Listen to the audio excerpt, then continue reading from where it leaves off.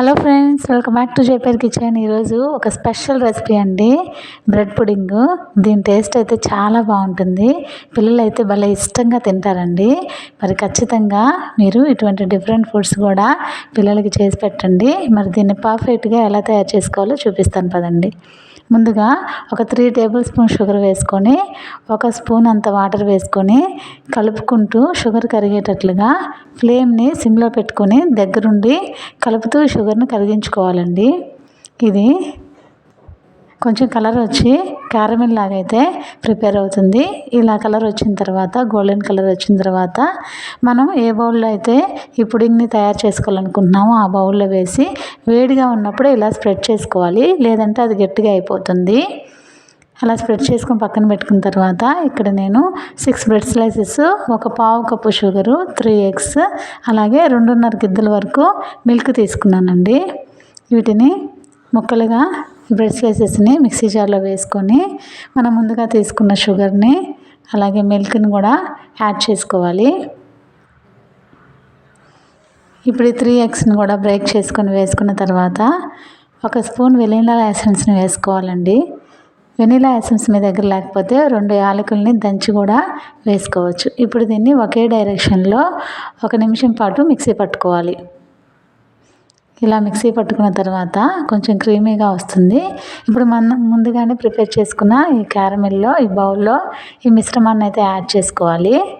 ఈ గిన్నె మీద మూత పెట్టుకొని పక్కన పెట్టుకొని ఇంకొక పాత్ర తీసుకొని వాటర్ పోసుకొని స్టాండ్ పెట్టుకోవాలి. ముందుగా ప్రీహీట్ చేయాల్సిన అవసరం లేదండి. అప్పటికప్పుడే వాటర్ పోసుకొని ఇలా స్టాండ్ పెట్టుకొని ఈ బౌల్ని అయితే ఇందులో పెట్టుకోవాలి. ఖచ్చితంగా మూత అయితే పెట్టుకోండి, లేదంటే ఆవిరి వాటర్ లోపలికి వెళ్ళి సరిగా అయితే పుడింగ్ రాదండి. ఇలా ఆవిరి బయటికి పోకుండా ఒక పేపర్ని అయితే పెట్టుకున్నాను. ఇప్పుడు 30 నిమిషాలు మీడియం ఫ్లేమ్లో ఉడికించుకుందామండి. ఫ్లేమ్ని అయితే పెంచుతూ తగ్గిస్తూ ఉండకూడదు, ఒకే ఫ్లేమ్లో ఇలా 30 నిమిషాలు ఉడికించుకోవాలి. ఇక్కడ చూడండి, మనకు కొంచెం నీరు అయితే ఉంది అడుగున. ఇప్పుడు మూత పెట్టుకొని సిమ్లో పెట్టుకొని ఒక 5 మినిట్స్ అయితే ఉడికించుకోవాలి. ఉడికిన తర్వాత వెంటనే ఇలా తీసేయకుండా ఒక 5 మినిట్స్ ఆగి తీస్తే చక్కగా అయితే బేక్ అయిపోయింది, ఉడికిపోయిందండి. ఇప్పుడు చల్లారిన తర్వాత పూర్తిగా చల్లారాక తీసుకొని సైడ్స్ని ఇలా కొంచెం చాక్తో ఇలా అనుకుంటే మనకి ఈజీగా అయితే వచ్చేస్తుందండి ప్లేట్లోనికి. ఇప్పుడు ఒక ప్లేట్ తీసుకొని రివర్స్ చేస్తే మనకి పర్ఫెక్ట్గా అయితే ఈ క్యారమెల్ బ్రెడ్ పుడింగ్ అయితే వచ్చేసిందండి. చూసారా ఎంత టెంప్టింగ్గా ఉందో, చూస్తుంటేనే తినేయాలనిపిస్తుంది కదా. నిజంగా టేస్ట్ కూడా చాలా అంటే చాలా బాగుంటుందండి. మరి పిల్లలకి రెగ్యులర్గా చేసుకునే రెసిపీసే కాకుండా ఇలా కొంచెం డిఫరెంట్గా చేయడం వల్ల వాళ్ళు చాలా అంటే చాలా హ్యాపీగా తింటారండి. మరి మీరు కూడా ఖచ్చితంగా నేను చూపించిన ఈ ప్రాసెస్లో క్యారమెల్ బ్రెడ్ పుడింగ్ని అయితే ప్రిపేర్ చేసుకోండి. చూడండి మనకి ఎంత చక్కగా అయితే ఉడికిపోయిందో, చూస్తున్నారు కదా.